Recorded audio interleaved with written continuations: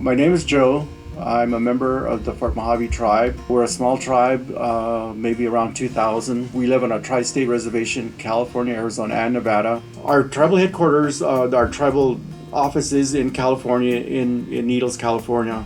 Since our our area office is in Phoenix, we maintain the Arizona time zone year-round.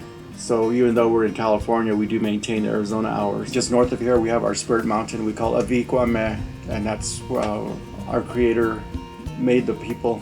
We felt like we were the chosen people. Our name is Bipa Ahamakav, that means people along the river.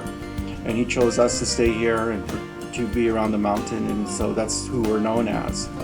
We deal mainly with keeping the culture alive, singing and dancing, producing pottery and bow and arrows, cradle boards, sewing for the tribal costumes, and we have just a gathering here in the trailer, and we have a potluck in the evening and on the weekends, and bring the people together and have a good time with each other, having singing and dancing. We work along with the veterans with the royalty program, teaching the young girls that are running for Miss Mojave some of the traditions and the culture, and telling them about the reservation and things to carry on to share with other tribes. So that's mainly what we deal with here. We have quite a few enterprises. We have 2 casinos, one in Nevada, one in Arizona.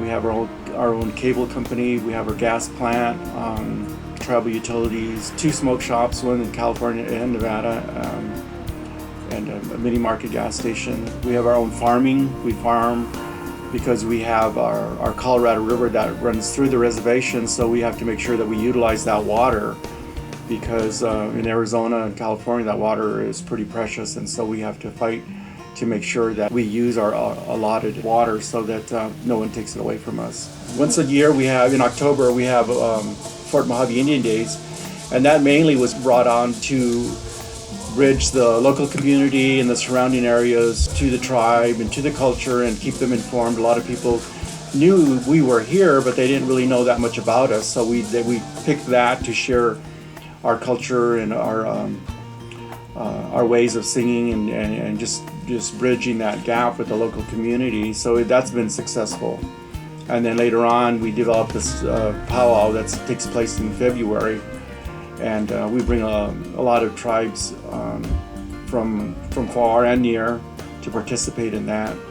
Part of our program, the culture program, is we revived the pottery, the Mojave pottery. Not only did we revive the pottery, but it helps to instill part of the culture and our tradition. And I talked earlier about our sacred mountain, and our Creator we call Matavil, and he had a son named Mastamho. And when Matavil was creating the earth and the world and the people and the animals, he had a sister, and she eventually became jealous of all of what he was doing. So she made him real sick, and he knew, that she had done this to him. So when the time came and he died, that he was to be cremated. And so he gave all the animals and instruction on how to do this cremation. So he set forth all the animals to do what they were to do. So he sent the frog to the coast, on the California coast, and he said, "You're to bring the fire because I want to be cremated." And the frog went to the coast and he found fire, and he put it in the burning wood in his mouth and brought it back home for the cremation. And that's what this symbolizes in his mouth. A lot of people say, "Why does that frog have a cigarette?" But actually it's part of our creation story. And this frog that doesn't have anything in its mouth it represents the sister that took the life of our Creator. And after he passed away and was cremated, she went underground because everybody was after her. They were going to kill her for putting a curse on our Creator. So she would go underground, and before they could catch her. And she came up several times. We have the locations on our culture map. And then she eventually went down into around the Phoenix area, and she came up there. And when she came up, they caught her. And that place is called Aviahath, and that means the greasy land, and that's still in existence today. So with the revival, our pottery classes, we have the people to make them and to know what these frogs symbolize, and so that's keeping the history alive here. Another facet of our program here on the reservation, our culture program, is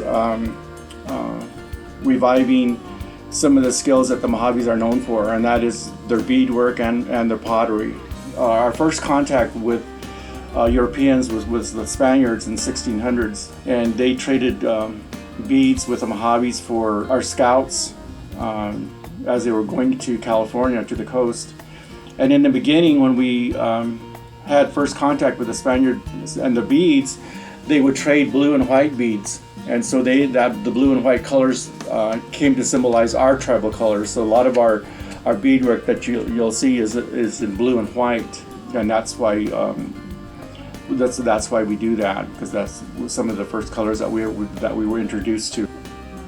Well, in October we have our Fort Mojave Indian Days, and we welcome all visitors, Indian and non-Indian. We have an all-Indian parade downtown. And after the parade, we come here and we have singing and dancing all day long. And then when the sun goes down, we usually have hand games until the sun comes up. In February, at what we call the crossing, across from the Avia Casino, we have our powwow there in February, and that's with the drums. And then we also have in the evening we have the bird singing. That's also part of it, and we welcome everyone to come and participate and join us in our celebrations, and we're open to all visitors at any time. And if you need to contact us, we're here 5 days a week, and feel free to come and visit.